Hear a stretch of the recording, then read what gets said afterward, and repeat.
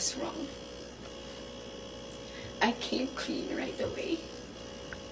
I told my ex everything, and I admitted things to him, and then we broke up. It wasn't easy. It was very hard for me, too. I announced the breakup. The reason why I became so emotional during the interview, because I was holding back a truth. Yun yung totoo.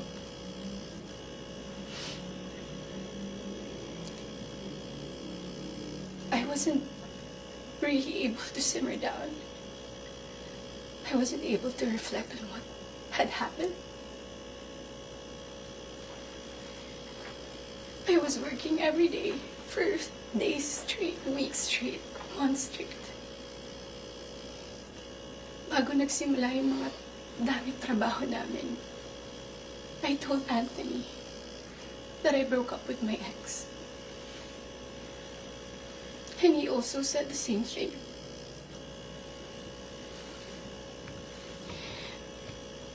Mind you, I was in a very lonely place. I was so lonely. And I was so vulnerable at that time. Like everybody, nakaka-break lang. You would be so vulnerable. I was working every day. At sa lahat ng trabaho na yun, kasama ko si Anthony. Aaminin ko, sa araw-araw ng pagtatrabaho namin, nahulog din yung loob ko. He would be very sweet to me. He would be such a gentleman to me. He would say things to me. He would tease me on the set in front of other people. He would tell all the people who were close to me that he was single. So, I was confident to act a certain way around him on the set. Because in the eyes of the people there, we were both single.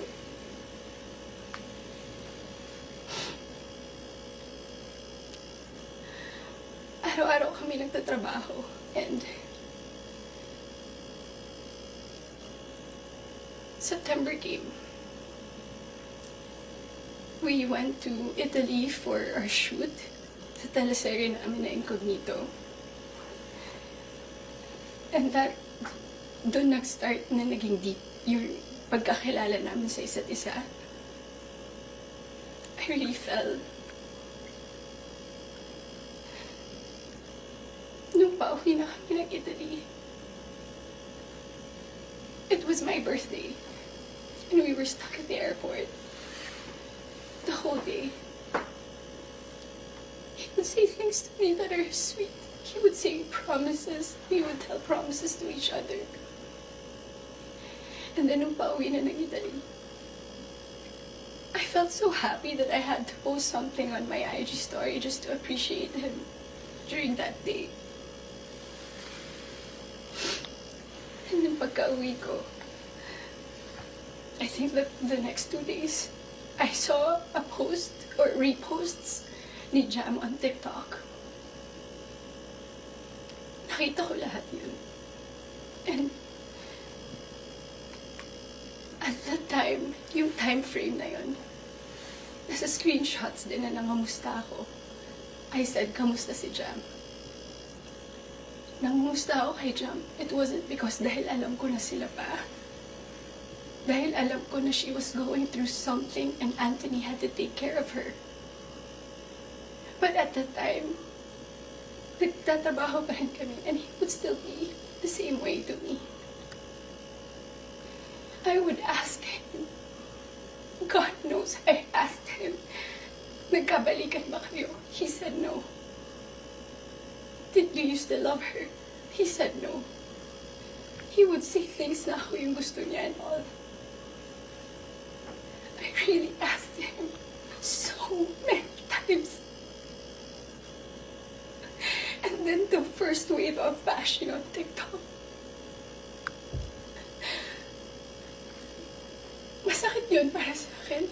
I asked him, when are you gonna release a sa'yo.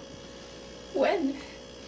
Because in the eyes of the public, you are taken. But I know that you're not. And he would be very sweet to me. When are you gonna release a statement? He would tell me he was waiting for the right moment. I didn't want to be pushy. I didn't want to aggravate things. So I waited and kept quiet. Because it wasn't my story to tell anyway. I kept quiet. October passed. We were working still every day. And then Halloween. It was the very first night we went out na medyo sweet kami sa isa't isa. The next day, Cham posted on her Instagram story. There were no names mentioned. There were no names. But people were insinuating that it was Anthony and I. So the waves of bashing came again. I asked him again, when are you gonna release a statement? God knows how many times I begged for a statement. I begged him to fix this because I was so tired of getting bashed. He said, wait, he's waiting for the right moment. I waited. I still kept quiet. I really wanted to speak up. But it wasn't my story and I would look really pathetic. Days went by. The press con of Incognito happened. He released a statement. To me, it was too late. Because at that time, I was slowly distancing myself from him romantically. The infatuation and the attraction died. But thank you for the statement. I thought everything was in the clear. I thought everything was gonna be okay. Ilang days nung lumipas. The screenshots. When I read it, it was 10 p.m. on a Tuesday night. When I read it, I was gutted. I was shocked. I'm truly embarrassed. Dahil nakita ng tao lahat yun without my consent. Against my will. I read the screenshots over and over and over again. Ang pinaka-na-shock ako dun, I read it. It was the perfect narrative. That there was this other woman. That there was this apologetic boyfriend. And the avoidant boyfriend towards the other woman. And the scorned woman. That's the narrative.